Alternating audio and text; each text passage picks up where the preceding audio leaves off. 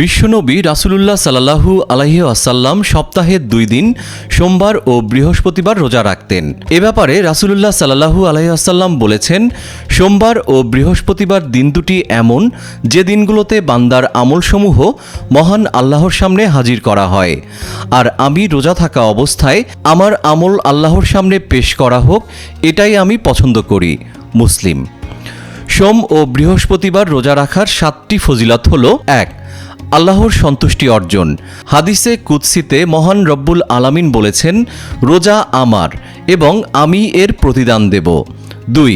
রাসূল সাল্লাল্লাহু আলাইহি ওয়াসাল্লামের অনুসরণ। হযরত আয়েশা রাদিয়াল্লাহু তাআলা থেকে বর্ণিত, রাসূলুল্লাহ সাল্লাল্লাহু আলাইহি ওয়াসাল্লাম সোমবার ও বৃহস্পতিবার রোজার অপেক্ষা করতেন। ইবনে মাজাহ, তিরমিজি, নাসাই। 3. আল্লাহ তাআলা বান্দা থেকে জাহান্নামকে 100 বছরের দূরত্বে সরিয়ে রাখবেন। রাসূল সাল্লাল্লাহু আলাইহি ওয়াসাল্লাম ইরশাদ করেছেন যে আল্লাহর সন্তুষ্টির জন্য একদিন রোজা রাখবে, আল্লাহ তাআলা জাহান্নামকে তার থেকে 100 বছরের দূরত্বে সরিয়ে রাখবেন। আস-সিলসিলাতুস সহিহা, খণ্ড 6, হাদিস নম্বর 2565। 4. আল্লাহ তাআলা বান্দা ও জাহান্নামের মাঝে আসমান ও জমিনের দূরত্ব সমান খন্দক তৈরি করে রাখেন। রাসূল সাল্লাল্লাহু আলাইহি ওয়াসাল্লাম বলেছেন যে আল্লাহর সন্তুষ্টির জন্য একদিন রোজা রাখবে, আল্লাহ তাআলা তার ও জাহান্নামের মাঝে আসমান ও জমিনের দূরত্ব সমপরিমাণ খন্দক তৈরি করে দেবেন। আস-সিলসিলাতুস সহিহা, খণ্ড 2, হাদিস নম্বর 563। 5. রোজা কিয়ামতের দিন বান্দার মুক্তির জন্য সুপারিশ করবে। রাসূল সাল্লাল্লাহু আলাইহি ওয়াসাল্লাম বলেছেন, রোজা ও কোরআন কিয়ামতের দিন বান্দার জন্য সুপারিশ করবে।